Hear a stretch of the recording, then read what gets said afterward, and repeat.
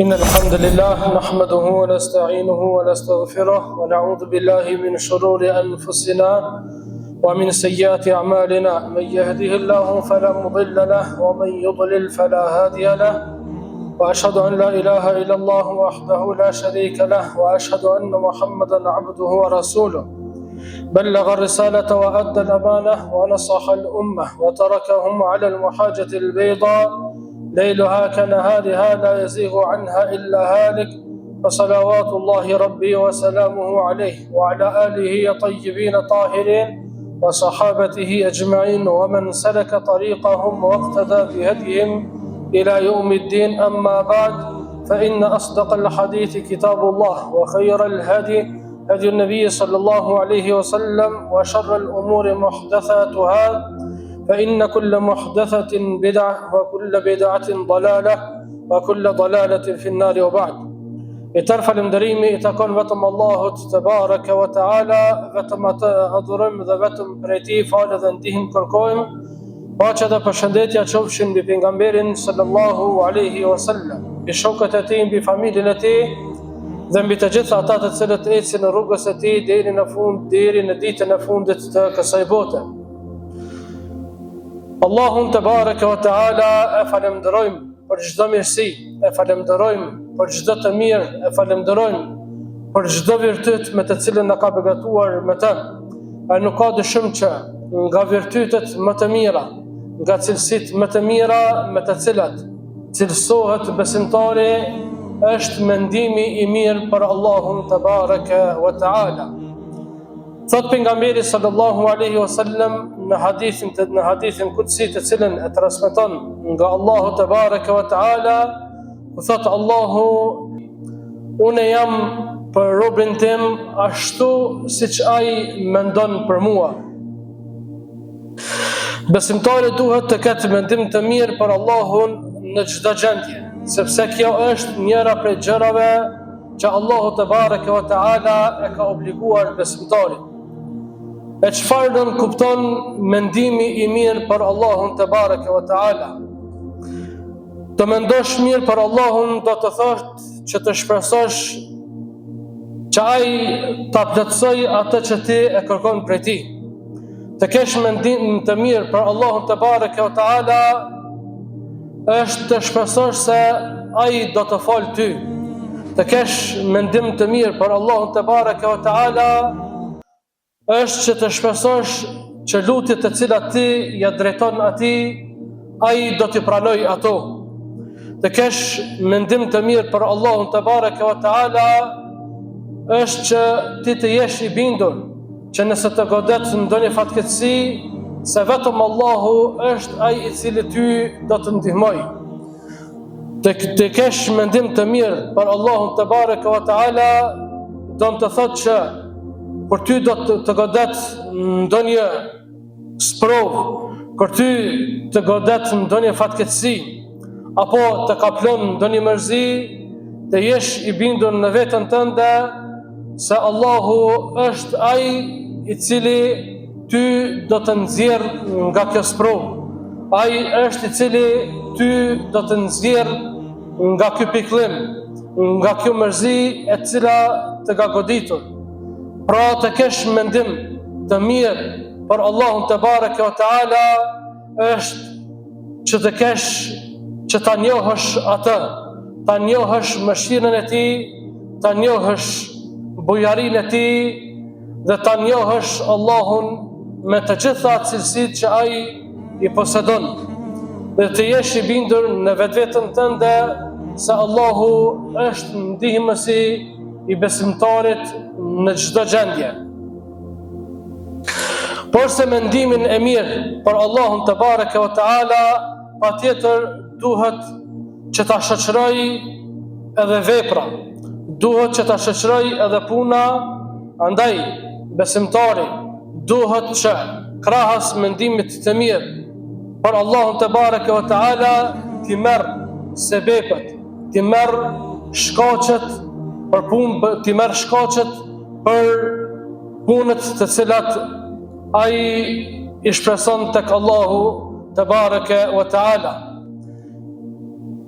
Pra thot pejgamberi sallallahu alaihi wasallam, nëse ju mbështeteni në Allahun te bareke ve taala, Allahu do t'ju furnizoj ashtu siç i furnizon shpenzat e cilat dalin nga strofllat e tyre, bark zbrazur dhe kthehen në mbrëmje të ngopur. Pra, thot pejgamberi sallallahu alaihi wasallam që ne nëse mbështetemi në Allahun te bareke ve taala dhe kemi mendim të mirë për të, atëherë Allahu do të na furnizoj nga ne nuk e mendojmë fare. Allahu do të na lehtësoj furnizimin. Mirë po, kur përmend pejgamberi sallallahu alaihi wasallam shembullin e shpezës, shembullin e zogut, ai tregon se ai del nga strofulla e tij në mëngjes, kurse kthehet në mbrëmje i ngopur. Çfarë do të thotë që besimtari duhet që të punoj me shkaqe, duhet që t'i merr sebepet dhe arsyet. Pra duhet që ai mos ta lërë veprën anash dhe të angazhohet me veprat e tij, pastaj të ketë mendim të mirë për Allahun te bareke ve taala dhe të shpresoj në mirësinë e tij, të shpresoj në mëshirën e tij, të shpresoj në furnizimin e Allahut te bareke ve taala. Allahu te bareke ve taala i përshkruan besimtarët që migruan dhe luftuan në rrugën e Allahut si ata të cilët e shpresojnë mëshirën e Allahut te bareke ve taala. Mirë po, krahas kësaj ai përmend që ata për ta shpresuar mëshirën e Allahut bën vepra dhe i morën shkaqet dhe sebepet. Innal ladhina amanu wal ladhina hajaru wa jahadu fi sabilillah ulaika alladhina yarjuna rahmatallah wallahu ghafurur rahim. Vërtet ata që besuan, emigruan dhe luftuan në rrugën e Allahut, ata shpresojnë në mëshirën e tij dhe Allahu është falës dhe mëshirues. Pra Allahu te bareke ve taala përmend se ata për të arritur kënaqësinë e Allahut emigruan për hir të tij, luftuan për hir të tij, pra i morën shkaqet dhe sebepet dhe pastaj shpresuan në mirësitë e Allahut te bareke ve taala dhe kishin mendim të mirë për Allahun te bareke ve taala.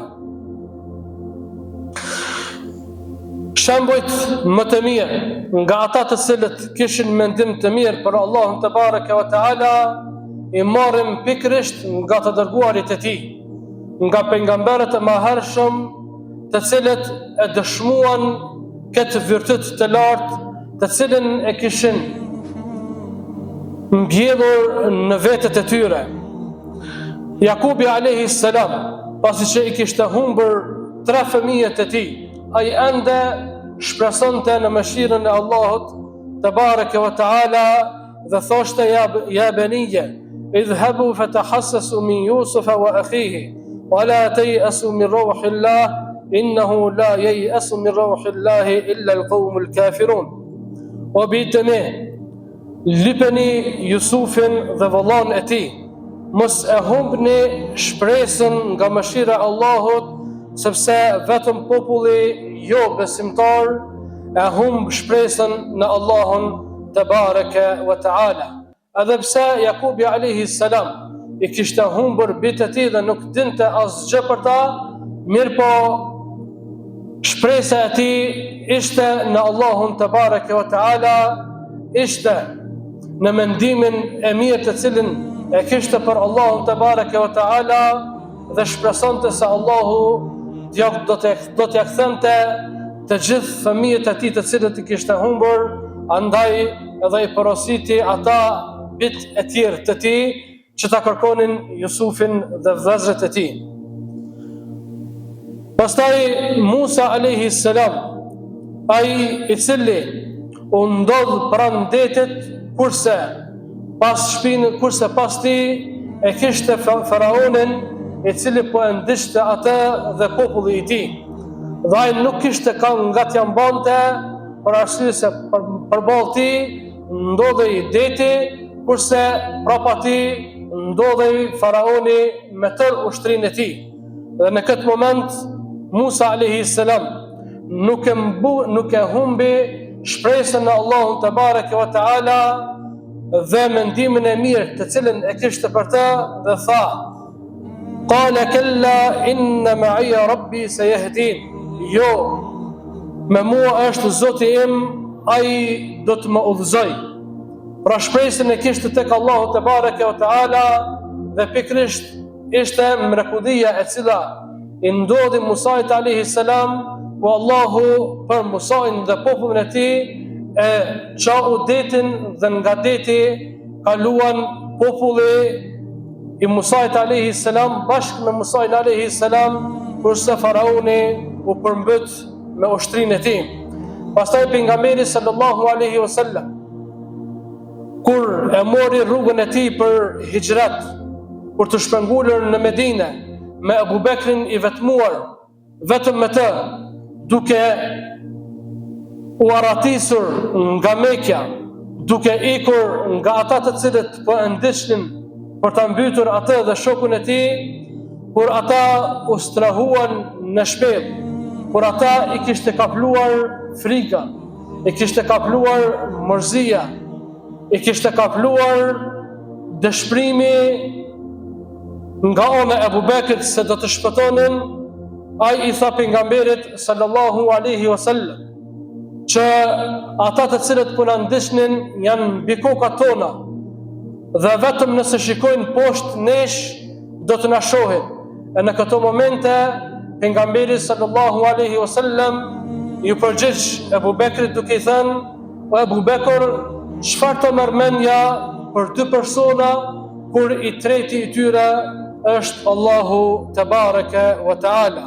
Pra pejgamberi sallallahu alaihi wasallam në këtë moment ja mëson Abu Bekrit mendimin e mirë në Allahun te bareke ve taala, dhe me këtë ja mëson tërë ummetit mendimin e mirë që duhet ta kenë në Allahun te bareke ve taala.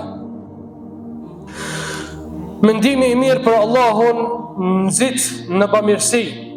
Të japësh për Allahun është një shenjë e besimit se ai do ta kompenzoj atë të cilën ti e ke dhënë për hir të Allahut te bareke ve taala.